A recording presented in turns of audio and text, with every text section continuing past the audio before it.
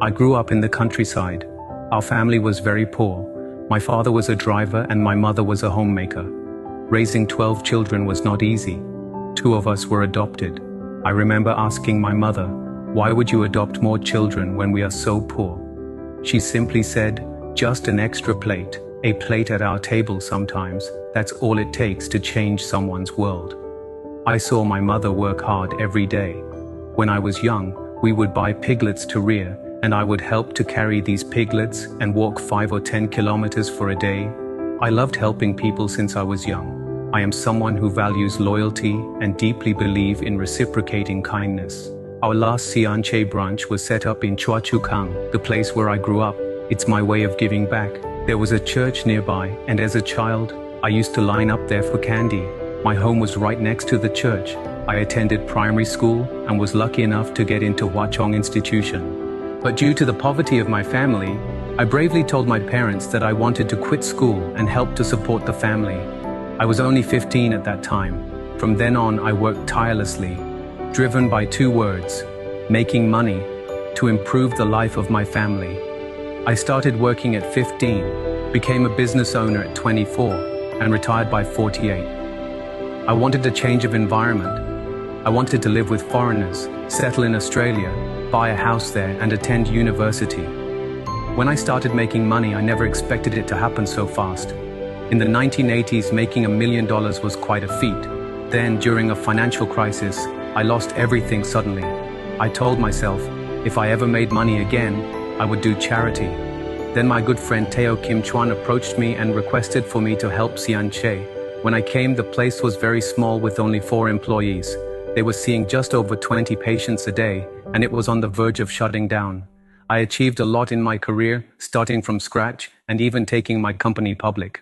I saw that Sian Chay only had $300,000 while I was making millions. They did not have enough staff, their finances were messy, and many important records were missing.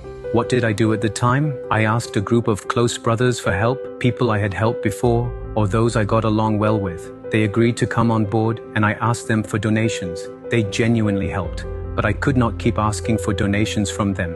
If you keep asking for money, people will start to dislike you. So I began asking other friends for money and reached out to the community for donations. This business became a social enterprise run by the community. I don't see Sian Chay as a corporate business. I see it as a lifelong mission. Philanthropy is about universal love, empathy, mutual support, and doing good together. I also apply business principles. A businessman is a businessman, but businessman must follow the ethics of business. I believe a charity must have integrity. It must maintain discipline. Once you step into a charity, you must serve mankind, serve life, serve the society. You have to let go of yourself to accomplish something bigger. I did not know all about charity right from the start. In fact, there are 3 stages to charity. The first is donating money. Donating is spontaneous, it is very personal. You donate when you feel like it.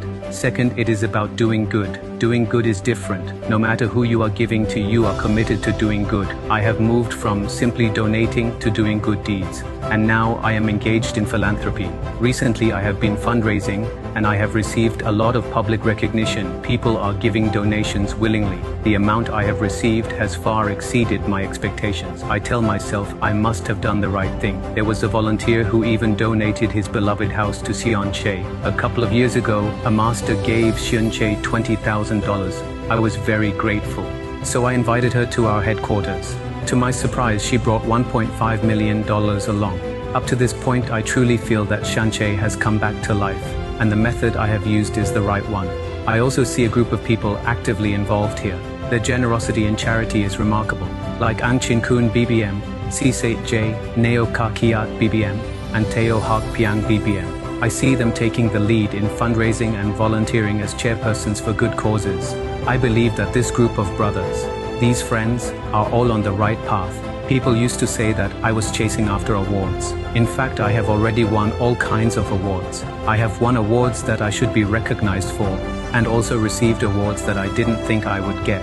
What makes me the happiest is that I received the Compassion Award. The prize was $210,000. I didn't keep the prize money, I donated it to Sian Chay. I also received the 2019 Forbes Asia Hero of Philanthropy Award. and a charity award, presented to me by the President of Singapore. It really was not easy. I poured my heart and soul into this. I've been here for 16.5 years. I didn't receive a salary from Sian Chay, and I haven't claimed any expenses. Even though now Sian Chay can afford to pay me, I said I must stay committed and continue what I've started. No matter how strong the winds or rains, nothing will stop me. Regardless of what I need to do, I will keep going.